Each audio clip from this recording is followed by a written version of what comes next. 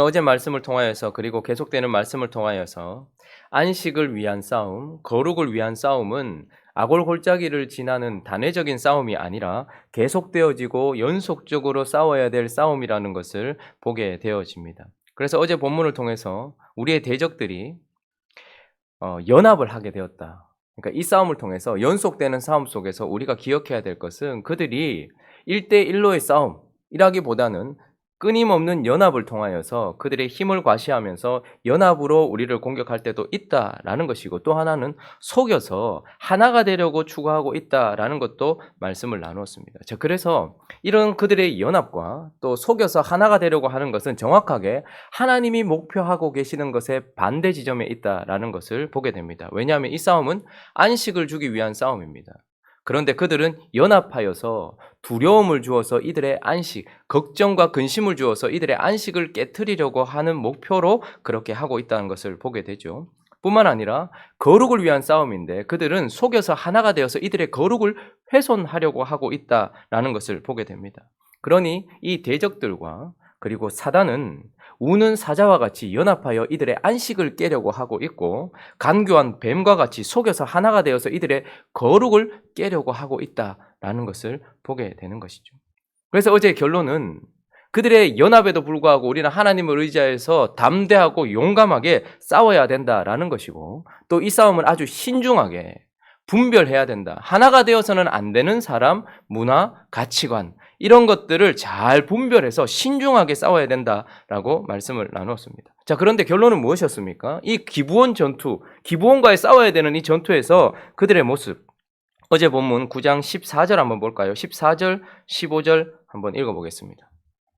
9장 14절, 15절 시작. 무리가 그들의 양식을 취하고는 어떻게 할지를 여호와께 묻지 아니하고 여호수아가 곧 그들과 화친하여 그들을 살리리라는 조약을 맺고 회중 족장들이 그들에게 맹세하였더라. 자, 아주 신중해야 했는데 기브온은 연합전선으로 공격했던, 두려움을 주려고 했다라기보다는 속여서 그들과 하나가 되게 하려고 했던 사람들이었습니다. 자, 그런데 그들이 분별하지 못하였고 그들의 속임에 속았다, 이렇게 말씀하고 있습니다. 그래서 어떻게 보면 이 기브온 전투는 실패라고 할 수 있습니다. 그러나 이 일을 통해서 하나님은 또 우리에게 무엇인가를 가르쳐주고 교훈하고 있습니다. 여러분, 전쟁에 있어서 목표는 언제나 승리만은 아닌 것 같아요. 하나님이 전쟁을 치르게 하실 때 항상 이기게만 하시지 않고 전쟁에서 패하게 하시기도 하고 실수하여 넘어지게도 하시더라는 것이죠. 그런데 그 가운데서 중요한 것은 배우느냐 하는 것입니다. 오늘도 이 기브온 전투에서 그들이 분별하지 못했어요. 결국 분별하지 못했고 그들과 조약을 맺어버렸습니다만, 그러나 이것을 통하여서, 이 일을 통하여서 또한 그들을 가르치시고 이 본문을 보는 우리를 또한 가르치시는데, 첫 번째 우리에게 주시는 교훈은 우리가 신중하지 못하고 부주의하여서 그렇게 함께 연합하면 안 되는 사람들과 함께 연합했을 때에 분명한 대가가 따른다라는 것을 우리에게 말씀해 주고 있습니다. 자, 본문 말씀 9장 16절과 18절까지, 16절부터 18절까지 읽어보겠습니다. 시작. 그들과 조약을 맺은 후 사흘이 지나서야 그들이 이웃에서 자기들 중에 거주하는 자들이라 함을 들으니라. 이스라엘 자손이 행군하여 셋째 날에 그들의 여러 성읍들에 이르렀으니 그들의 성읍들은 기브온과 그비라와 부에롯과 기럇여아림이라. 그러나 회중 족장들이 이스라엘의 하나님 여호와로 그들에게 맹세했기 때문에 이스라엘 자손이 그들을 치지 못한지라. 그러므로 회중이 다 족장들을 원망하니 그들은 부주의하였습니다. 연합해서는 안 되는 자들과 연합을 하고 조약을 맺어버렸습니다. 이 일을 통해서 그들에게 어떤 일들이 생기는 것입니까? 불과 얼마 전에 완전히 제거해야 되는 것들을 제거하지 않았던 이 아간의 범죄로 말미암아서 이스라엘이 아이성에서 패배했던 것이 그들의 마음속에는 트라우마처럼 남아 있었을 거예요. 그러니 이 전쟁은 무조건 하나님 앞에서 죄를 제거하고 하나님이 제거하라고 말씀하신 대적들을 제거해야 된다라는 것이 그들의 마음속에 깊이 새겨져 있었을 것입니다. 그런데 이들은 지금 그들에게 손을 대지 못하는 거예요. 완전히 제거해야 되는 대적에게 손을 대지 못하고 이 불안 요소를 계속 안고 가야 되는 그런 대가가 지불되어지는 것입니다. 언제 기브온이 다시 변심을 할지, 혹은 기브온이 거짓말을 시키고 있는 것은 아닌지, 혹시 또 거짓말을 시켜서 우리를 속였던 것처럼 또 거짓말을 시켜서 저 연합 전선을 하고 있는 저 5 왕들과 함께 연합하여 우리를 공격하지는 않을지 이런 두려움들이 그들에게는 엄습하는 것이죠. 그러니 함께 하지 말라 하는 사람과 함께 했을 때에 그들은 이런 불안 요소를 남겨놓아야 했다라는 것입니다. 손을 대지 못하는 것이죠. 또 하나는 전쟁을 치를 때마다 그들에게는 수많은 전리품들이 생겨나는 것입니다. 그리고 전쟁을 치를 때마다 하나님의 함께 하심을 경험하게 되는 거예요. 전쟁을 치르고 난 이후에 승리를 얻게 되는 그 순간에 그 승리의 만끽함은 이들에게는 더할 수 없는 축복이었습니다. 그러나 이 모든 것들을 다 누리지 못하게 되었어요. 기브온은 아주 큰, 우리가 10장에 보면 기브온은 아이 성보다 훨씬 강하고 왕도와 같은 성이라고 말합니다. 기브온이 약해서 지금 이렇게 하는 게 아니라는 걸 보게 돼요. 그러니까 기브온 땅은 아주 넓었고, 그리고 기브온에는 아주 많은 전리품들이 있었다라는 거예요.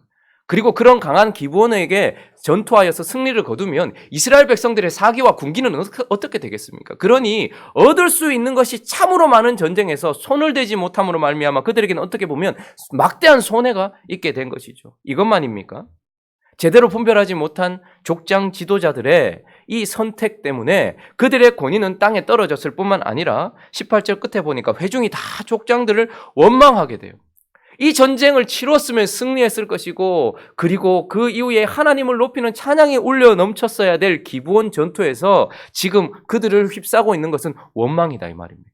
그러니 부주의하여서 하나님께서 연합해서는 안 된다라고 말했던 그들과 연합한 그들이 지불해야 되는 대가는 사실 생각보다 훨씬 큰 것입니다. 그래서 반드시 이런 대가들이 그들에게 지불된다는 걸 기억해야 돼요. 우리가 신앙생활을 하다가 실수할 수 있습니다. 그러나 기억해야 합니다. 그렇게 부주의함도 결국은 내게 반드시 대가 지불을 요구한다라는 것을 본문은 이야기해주고 있는 것이죠. 자, 그러나 오늘 본문은 대가 지불이 따른다라는 것을 주로 우리에게 교훈하시지 않고 은혜가 덮는다라는 것을 우리에게 말씀해주고 있어요. 이 교훈을 통하여서 대가가 따른다라는 것도 사실이지만 그러나 은혜가 덮는다라고 말씀해 주고 있습니다. 자, 16절 다시 한번 보시면 그들과 조약을 맺었어요. 그런데 그 조약을 맺은 후에 사흘이 지나서야 어떻게 됩니까? 그들이 이웃에서 자기들 중에 거주하는 자들이라 함을 들었어요. 자, 그러니 어떻게 보면 이 죄는 고의적인 죄라기보다는 뭡니까? 결국 실수예요, 사실. 어떻게 보면 그들의 약함 때문에 일어난 실수였습니다. 자, 그들이 무엇인가 하나님 앞에 죄를 범하려고 하는 고의성 때문이 아니라 부주의함 때문이었다, 실수 때문이었다, 연약함 때문이었다라는 것을 우리에게 말씀해 주고 있어요. 그래서 어떻게 보면 이 본문 전체에서 하나님은 여기에 대해 책망하는 말씀을 거의 하지 않습니다. 그들의 실수에 대해서. 그러나 어떻게 합니까? 그들이 실수한 이 본문 속에서, 이 현장 속에서 하나님은 그것을 사용하셔서 합력하여 선을 이루신다라는 것을 보게 돼요. 자, 22절에 보면 여호수아가 이제 묻습니다. 사실 여호수아는 아무것도 모르고 조약을 맺었어요. 기브온 족속이 어떤 족속인지도 모르고 조약을 맺었어요. 기브온 족속이 왜 우리를 속였는지 모르고 지금 조약을 맺었단 말입니다. 그래서 여호수아가 이제 묻습니다. 읽어봅니다. 시작. 여호수아가 그들을 불러다가 말하여 이르되 너희가 우리 가운데 거주하면서 어찌하여 심히 먼 곳에서 왔다고 우리를 속였느냐? 왜 속였느냐? 라고 이유를 물었어요. 그랬더니 자 24절 25절 한번 읽어보겠습니다. 그들이 왜 속였는지를 말합니다. 시작. 그들이 여호수아에게 대답하여 이르되 당신의 하나님 여호와께서 그의 종 모세에게 명령하사 이 땅을 다 당신들에게 주고 이 땅의 모든 주민을 당신들 앞에서 멸하라 하신 것이 당신의 종들에게 분명히 들리므로 당신들로 말미암아 우리의 목숨을 잃을까 심히 두려워하여 이같이 하였나이다. 보소서 이제 우리가 당신의 손에 있으니 당신의 의향에 좋고 옳은 대로 우리에게 행하소서 한지라. 자, 기브온은 사실 이스라엘을 어떻게 해보려고 속인 것이 아니다라는 것이 드러나고 있어요. 여호수아와 이스라엘 백성들과 그들의 족장들이 여호와께 물어보지 않고 그리고 부주의하고 그리고 아주 신중하지 못하였기 때문에 실수로 기브온과 조약을 맺었지만 그러나 이 실수 뒤에 보니까 그들이 살린 기브온 족속들 안에 있는 무엇이 보이는 거 아닙니까? 하나님을 향한 믿음이 보이는 거예요. 지금 24절, 25절은 라합이 고백했던 고백과 똑같은 고백입니다. 라합은 그 정탐꾼들에게 내가 들었다. 심판에 대하여 내가 들었다. 하나님이 이 땅을 심판하실 것이라는 심판의 메시지를 내가 들었다. 그러므로 나는 살고 싶고 하나님께 나를 돌리고 싶다. 그래서 어떻게 합니까? 자기의 민족을 배신하고 하나님께 돌이킴으로 말미암아 구원을 받았던, 그래서 라합은 하나님을 향한 믿음으로 말미암아 구원을 받았어요. 물론 자기 자신에 속한 사람들을 속였지만 그러나 그 속에는 하나님을 향한 믿음이 있었다라는 거예요. 오늘 보니까 이스라엘 백성들과 이들이 건드리지 못했던 기브온 족속 안에도 라합과 똑같은 믿음이 있다는 것을 보게 됩니다. 라합이 들었던 심판의 메시지를 이들도 들었어요. 그리고 지금 또 옆에 어떤 소리가 들리는 거 하니까 힘을 모으자라는 거예요. 이스라엘 민족들과 싸우기 위해서 힘을 모으자라는 연합전선이 구축되고 있었어요. 그러면 어떻게 보면 이 연합전선에 자기가 합류함으로써 더 힘을 얻어서 이길 수도 있겠다라는 생각을 했을지도 몰라요. 그런데 그는 어떻게 합니까? 이 심판 메시지를 듣고 하나님께 맞서기를 주저하고 거기에서 그치고 그 다음에 돌아서서 그들과 함께 하지 않고 오히려 하나님 앞에 자기의 생명을 걸고 있는 것을 보게 됩니다. 자, 정탐꾼들은 라합의 믿음을 듣고서 그를 살리는데 사용받았습니다. 라합이라는 여자가 기생이긴 하지만 그러나 그 속에 하나님을 향한 믿음이 있다는 것을 알고 그들을 살리는데 사용을 받았어요. 자, 그러나 이 여호수아와 이스라엘 백성들은 기브온 족속 안에 있었던 믿음을 알지도 못했어요. 그럼에도 불구하고 하나님이 어떻게 하신 것입니까? 그들의 실수와 연약함을 사용하셔서 하나님께 돌아선 기브온 족속 전체를 살리는데 쓰임 받도록 해주신 은혜가 있다, 이 말입니다. 그래서 하나님은 은혜가 그들의 실수를 덮도록 해주셨다라는 것을 오늘 보게 됩니다. 이들의 실수까지도 그래서 우리 하나님은 능력의 하나님이라고 말해요. 실수와 실패와 실패가 계속해서 연합하면 어떻게 됩니까? 그 사람은 끝나는 거예요. 그런데 그리스도인들에게는 희한해요. 실수도 있고 패배도 있고 연약함도 있는데도 불구하고 그리스도인들은 절대 망하지 않더라는 거예요. 왜요? 이것은 우리에게 달려 있었던 것이 아니에요. 하나님의 은혜가 우리를 덮고 계시기 때문이다 라고 본문은 말씀해 주고 있는 것입니다. 그래서 라합을 살렸을 때 그들은 라합의 믿음을 알고서 살리는 데 쓰임을 받았지만 이 기브온 족속 전체를 살리는 데 있어서 이들은 사실은 이런 믿음도 알지 못했음에도 불구하고 하나님은 이들의 연약함까지 실수까지 사용하셔서 하나님께 돌아선 기브온 족속 전체를 살리는 데 쓰임 받도록 은혜로 덮었다라는 것입니다. 기브온은 또 어떻습니까? 라합은 자기 민족을 속였어요. 기브온 족속은 이스라엘 백성을 속였어요. 물론 속이긴 했지만 하나님은 이제 어떻게 하셨습니까? 살기 위하여서 하나님께 돌아선 그들에게 26절 한번 읽어볼까요? 그들은 또 어떤 은혜를 입었습니까? 시작. 여호수아가 곧 그대로 그들에게 행하여 건져서 죽이지 못하게 하니라. 27절. 여호수아가 그들을 여호와께서 택하신 곳에서 회중을 위하여 여호와의 제단을 위하여 나무를 패며 물을 깃는 자들로 삼았더니 오늘까지. 자, 죽이지 못하게 하는 것도 은혜예요. 생명을 건진 받았잖아요. 은혜예요.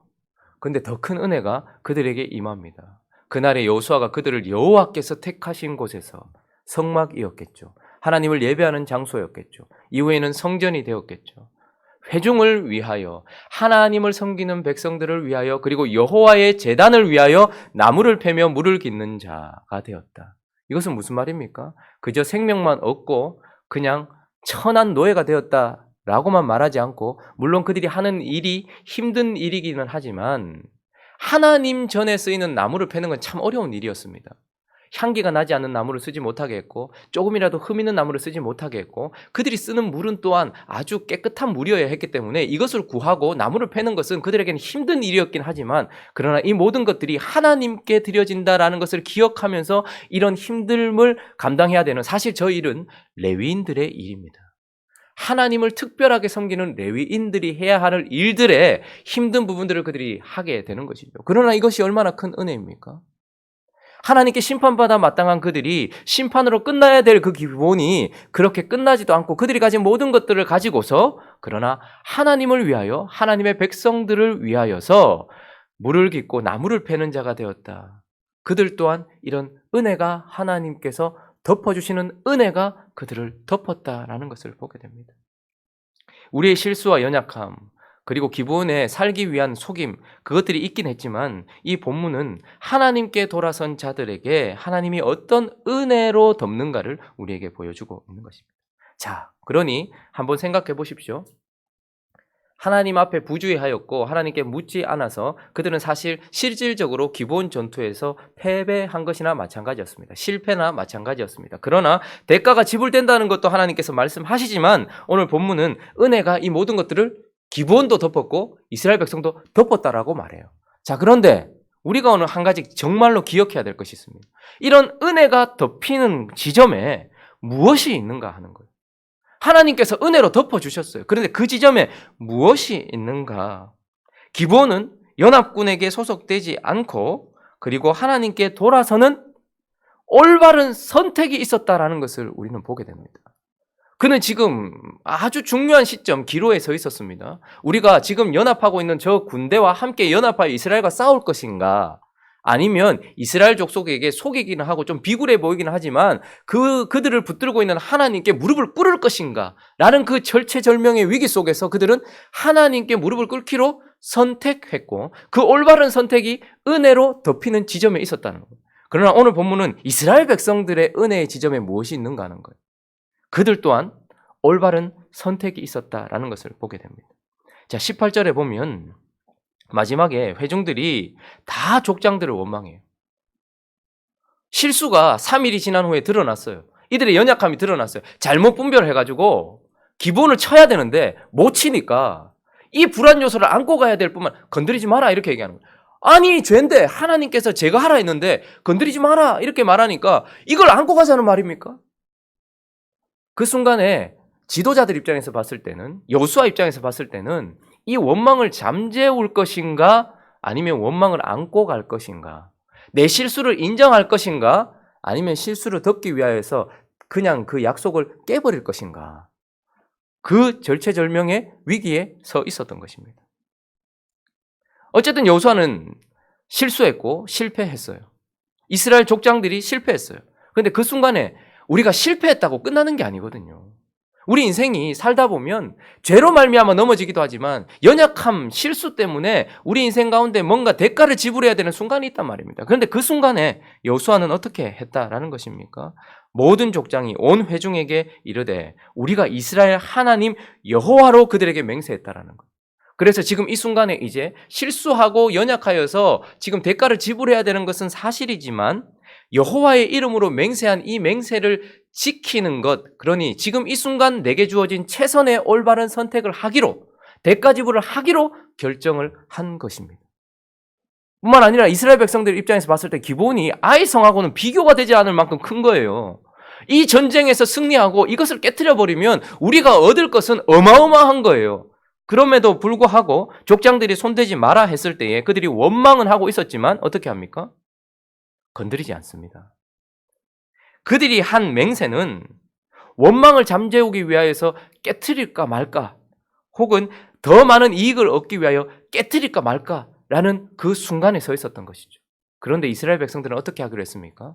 내가 지금까지는 실수했지만 지금 이 순간 이제 내게 펼쳐진 이 상황 속에서는 하나님을 위하여 그러니 이익을 위하여서나 원망을 제거하기 위하여서가 아니라 여호와의 이름으로 맹세한 그분의 영광을 위하여서 올바른 선택을 하기로 결정하는 순간 이 선택으로 말미암아서 기브온은 살아나고 레위인이 해야 될 은혜가 그들에게 임하게 되고 이스라엘 백성들은 어떻게 됩니까?